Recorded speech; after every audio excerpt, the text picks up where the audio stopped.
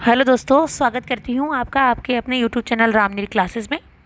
देखिए, विज्ञान की जो हमारी कार्यपुस्तिका आई है उपचारात्मक शिक्षण की कक्षा 9 की, उसके कार्यपत्रक दिए गए हैं कुछ। तो यहाँ पर मैं कार्यपत्रक का हल लाई हूँ। 1 से 5 कार्यपत्रक इस वीडियो में हम सॉल्व करेंगे, यानी कि एक एक करके नहीं करेंगे, सीधा 1 से 5 बताऊँगी। बहुत ही आसान से कार्यपत्रक हैं और इसमें हमारा टॉपिक दिया गया है कोशिका के संबंध में, जीवन की मूलभूत इकाई कोशिका। तो देखिए, वीडियो को पूरा देखिएगा। ये आपकी बुक है, जिसको मिली है वो इनको सॉल्व कर सकते हैं, और जिनको बुक नहीं मिली है तो वो इस वीडियो के माध्यम से भी इनको सॉल्व कर सकते हैं। तो देखिए, कार्यपत्रक 1 का हल देखते हैं। इन कार्यपत्रकों से जो आप सीखेंगे वो आपको कहीं ना कहीं काम ही आएगा, इसलिए प्लीज़ इनको देख लीजिएगा और अदरवाइज़ ना ले। सारे क्वेश्चंस के आंसर लेके आई हूँ यहाँ पर मैं। देखिए, विषय वस्तु है कार्यपत्रक 1 की जीवन की मूलभूत इकाई, और अधिगम बिंदु है इसका कोशिका की प्रारंभिक जानकारी, यानी कि प्रारंभिक जानकारी देंगे हम कोशिका की। कोशिका क्या होती है, कोशिका की खोज किसने की है, तो ये आप जब लेसन रीड करेंगे आपको पता चल जाएगा। तो देखिए, यहाँ पर दिया गया है एक प्याज की झिल्ली, चित्र लिखा हुआ है यहाँ। एक प्याज की झिल्ली है, प्याज की झिल्ली का एक चित्र बनाया है। तो देखिए, जैसे हम मकान में ईंटों को जमाते हैं उस प्रकार ये प्याज की झिल्ली में यहाँ पर कोशिकाएं लिखी हुई है। तो ये कोशिका है, प्याज की झिल्ली की कोशिका दिखाई गई है। ये देखिए, ये पूरी कोशिका प्याज की झिल्ली की है। तो यहाँ पर देखिए, ये कोशिका, यहाँ पर केंद्रक दिया है, फिर रिक्तिका है, कोशिका द्रव्य धागा है यहाँ पर, और केंद्रिकाएँ हैं, कोशिका झिल्ली यहाँ पर फिर दिए। तो इस प्रकार की कोशिकाएं बनी हुई है प्याज की झिल्ली की। एक पतली सी काट का ये चित्र आपको बताया गया है। अब इस चित्र को देख लिया हमने। अब इस देखिए, क्वेश्चन देखते हैं। पहला क्वेश्चन है, उक्त चित्र किस पादप की झिल्ली का है। तो यहाँ पर प्रश्न देखने की जरूरत ही नहीं है, यहाँ लिखा हुआ है देखिए प्याज की झिल्ली, तो यहाँ आपको लिख देना है प्याज की झिल्ली का है। ठीक है। नेक्स्ट है, उक्त झिल्ली की संरचना की तुलना किस प्रकार की दीवार से की जा सकती है।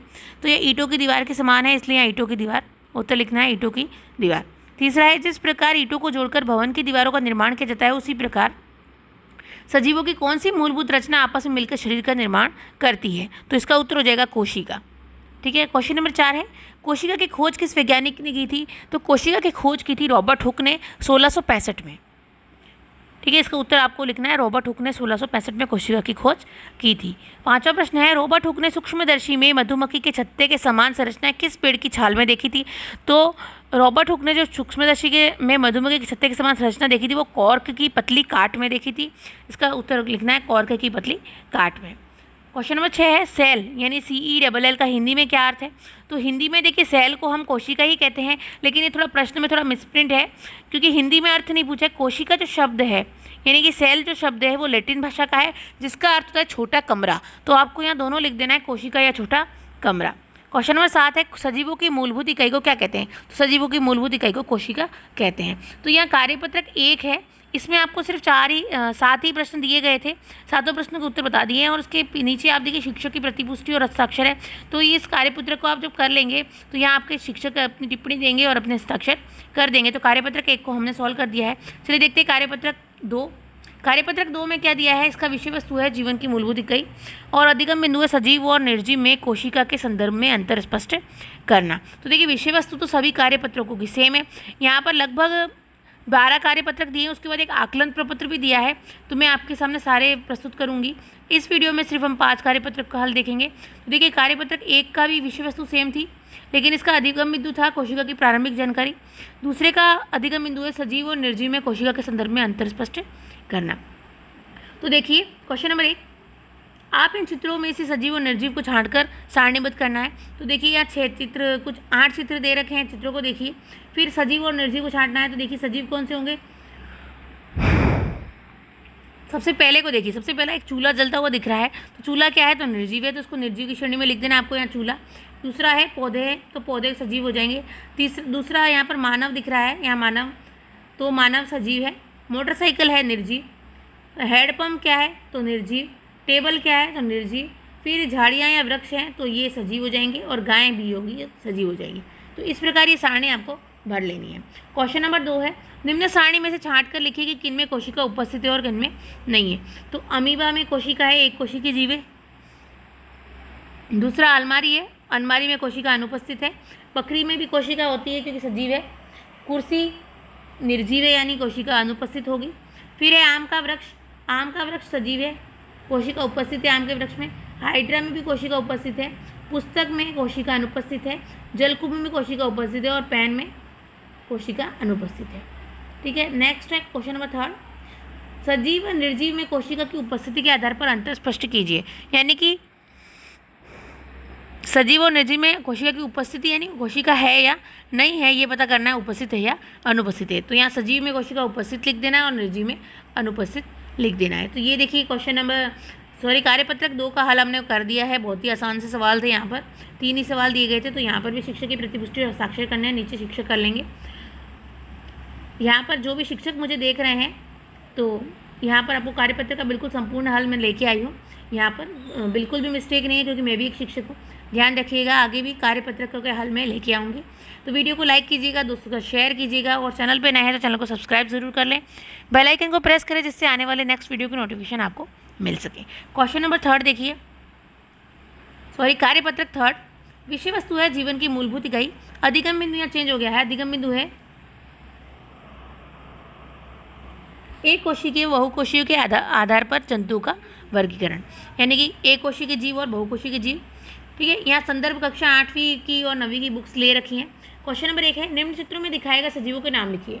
देखिए पहला चित्र किसका है, अमीबा का है, दूसरा है पैरामीशियम का, तीसरा चित्र है चींटी का और चौथा है हाइड्रा का। ठीक है, क्वेश्चन नंबर 2 है, प्रश्न संख्या 1 के चित्रों में से एक कोशिकीय और बहुकोशिकीय सजीवों को पृथक कर सारणीबद्ध करना है। 4 नाम लिखे थे तो एक कोशिकीय जीव क्या होगा, अमीबा और पैरामीशियम एक कोशिकीय होगा, चींटी और हाइड्रा हो जाएगा वो एक से अधिक कोशिका हो जाएगी, बहुकोशिकीय हो जाएगा। क्वेश्चन नंबर 3 है, एक कोशिकीय सजीवों के शरीर में कितनी कोशिका पाई जाती है। तो देखिए क्वेश्चन में ही आंसर दे रखा है एक कोशिकीय है तो वो एक ही कोशिका होगी, तो यहाँ आपको एक उत्तर लिख देना है। फिर क्वेश्चन नंबर 4 देखिए, एक कोशिकीय पादप व एक कोशिकीय जंतु का एक एक उदाहरण लिखता है। तो एक कोशिकीय जंतु का उदाहरण तो अमीबा हो जाएगा, एक कोशिकीय पादप में आप फंगस लिख सकते हैं। ठीक है, यहाँ पर या कवक लिख सकते हैं। 5वां है, मुर्गी के अंडे में कोशिका की संख्या लिखी। तो मुर्गी के अंडे में एक कोशिका होती है, एक कोशिका की होता है, ये बड़ा होता है इसलिए हम इसको आंखों से स्पष्ट रूप से देख सकते हैं। क्वेश्चन नंबर 6 है, एक कोशिकीय संरचनाओं के 2 उदाहरण दीजिए जो अपनी आकृति बदलने में सक्षम है। तो एक कोशिकीय संरचना क्या होगी, अमीबा है और श्वेत रुधिर कणिका यानी WBC होती है, वो भी अपनी आकृति बदलने में सक्षम होती है। तो यहाँ इसका उत्तर लिख देना आपको। फिर ये कार्यपत्र कंप्लीट हो गया है, शिक्षक को अपनी टिप्पणी लिख देनी है विद्यार्थी के बारे में और हस्ताक्षर कर देने हैं।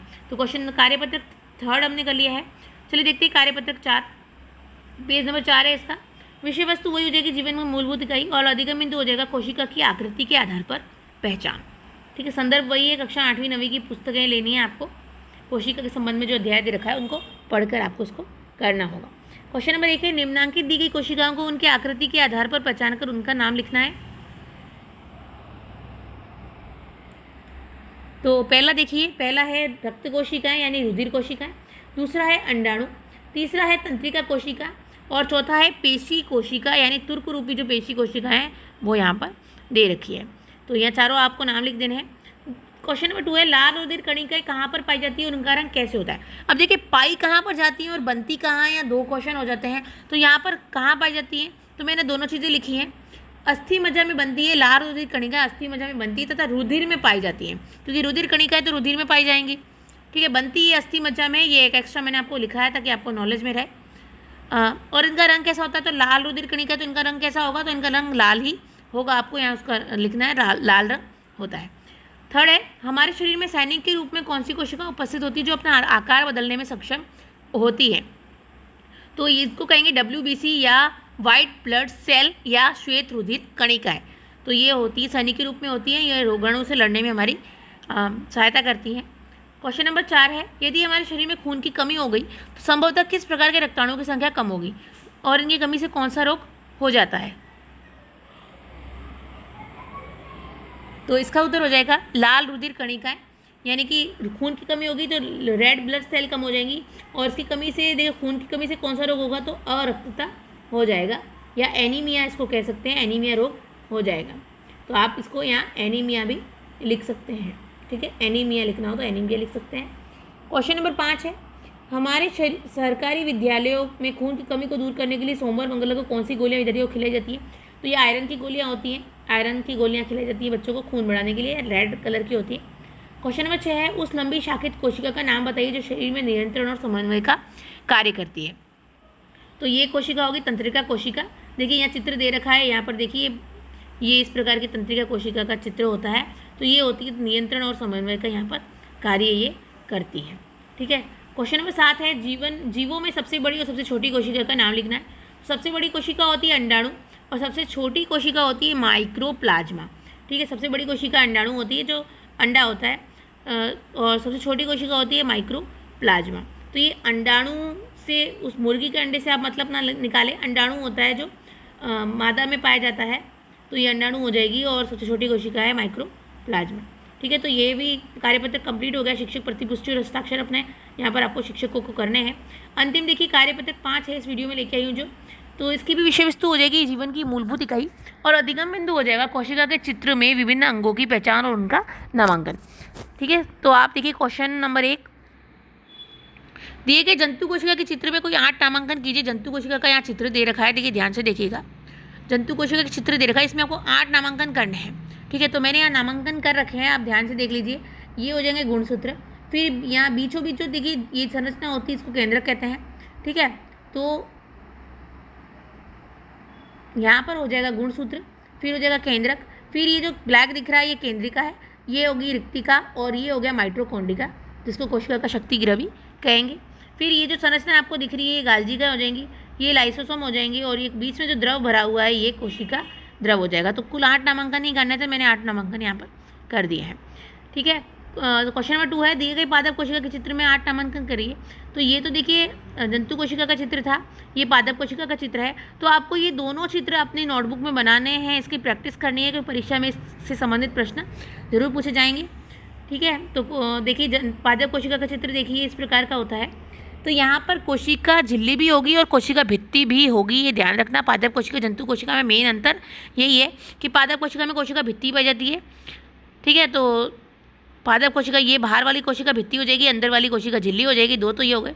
फिर ये गाल्जिका हो जाएगा, ये बीच वाला केंद्रक हो जाएगा, और ये बड़ी सी दिख रही है जो ये आपको रिक्तिका हो जाएगी। फिर ये हो जाएगी साइटोप्लाज्मा, राइबोसोम और माइटोकॉन्ड्रिया। ठीक है। तो यहाँ पर ये पादप कोशिका का चित्र था। तो यहाँ पर देखिए यहाँ नोट भी दिया है कि उक्त चित्रों को अपनी अभ्यास पुस्तिका बनाने का अभ्यास भी कीजिए। तो आपको अच्छा होगा कि आप इन चित्रों को बनाना सीख लें, ताकि जिससे आपके एग्जाम में अगर ये चित्र आते हैं तो आपको बनाने में कोई परेशानी ना हो, और चित्रों के नंबर भी अच्छे प्राप्त होते हैं। तो ये कार्यपत्रक 5 का हल भी हो गया। तो यहाँ पर देखिए मैंने कार्यपत्रक 5 हो गया, ये 4 हो गया, फिर यहाँ पर 3 का भी हल कर दिया है, 2 का भी हल कर दिया है, और 1 का भी हल कर दिया है। तो ये आपकी उपचारात्मक शिक्षण की कार्यपुस्तिका थी विज्ञान की, जिसके मैंने 5 कार्यपत्रकों का हल आपको बता दिया है। आशा करती हूँ आपको वीडियो पसंद आया होगा। वीडियो को लाइक करें, दोस्तों के साथ शेयर करें, और चैनल को अभी तक सब्सक्राइब नहीं किया है तो सब्सक्राइब ज़रूर कर लें। मिलते हैं अगले वीडियो में, तब तक के लिए धन्यवाद।